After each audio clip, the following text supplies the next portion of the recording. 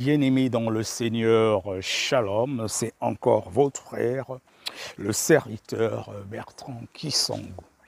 Alors ce matin, depuis mon lieu de vacances, je veux tout simplement communiquer un message de foi à quelqu'un. Tu es peut-être fatigué, tu en as marre, tu as l'impression que tu pries, mais tu crois que Dieu ne t'écoute pas. Je veux te dire que Dieu écoute tout le monde et il est fidèle à sa parole. Tu ne reçois peut-être pas parce que tu demandes sans doute mal. La Bible déclare que la foi, dans le livre d'Hébreux 11, le verset 1, que la foi est une ferme assurance des choses qu'on espère, une démonstration de celles qu'on ne voit pas. Une ferme assurance des choses qu'on espère, une démonstration de celles qu'on ne voit pas. Ça veut dire quoi? Ça veut dire que tu as besoin de quelque chose et tu te comportes déjà comme si tu l'avais déjà reçu. C'est cela la foi. Parce que le Seigneur Jésus-Christ a dit « Toute chose que vous demanderez en mon nom, croyez que vous l'avez déjà reçu et vous le verrez s'accomplir. » Notre Dieu est donc sa parole. Il est donc sa parole et il ne change pas. Il est le même hier, aujourd'hui et éternellement. Même le Seigneur Jésus-Christ, quand il guérissait les malades, il disait toujours que ta foi t'a sauvé. Donc ça veut dire que les malades étaient guéris par rapport à leur foi. Bien-aimé, tu dois savoir que même quand tu vas voir un serviteur de Dieu, le serviteur de Dieu n'est pas un charlatan. Quand il prie pour toi, lui, ce n'est qu'un instrument que Dieu utilise. Et par rapport à la dimension de ta foi, et c'est comme cela que justement que le miracle s'opère. La foi est une ferme assurance des choses qu'on espère, une démonstration de ce qu'on ne voit pas, une obéissance sans compromission. Ça veut dire que même si Dieu t'a promis quelque chose, tu te comportes déjà comme si tu l'avais reçu.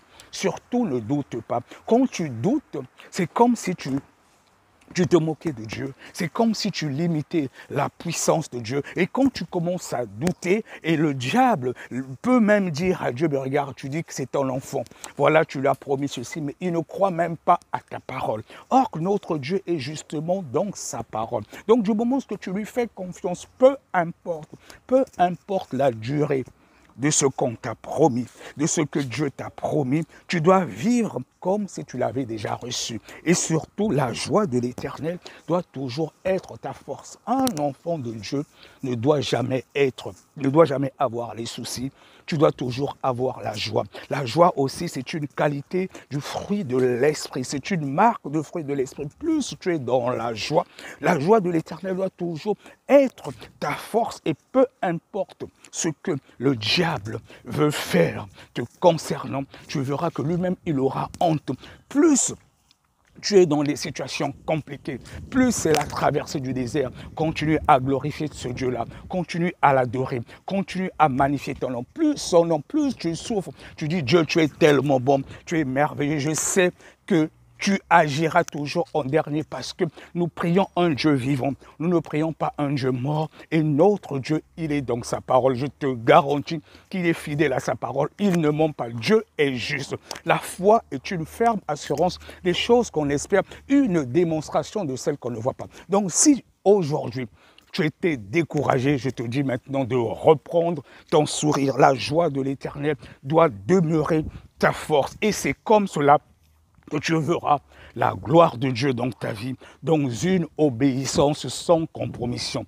Dieu est dans sa parole et je te garantis, je connais ce Dieu-là, je l'expérimente au quotidien et j'ai souvent l'habitude de dire ce que je prêche, c'est ce que je vis moi-même, c'est ce que j'expérimente moi-même, je connais ce Dieu. Et souvent, c'est quand tu es vraiment à bout, parce que Dieu veut qu'on apprenne justement à dépendre de lui. Et dans toute chose, c'est lui qui doit être glorifié. Est-ce que dans ce que tu demandes, c'est toi qui veux être glorifié ou c'est Dieu?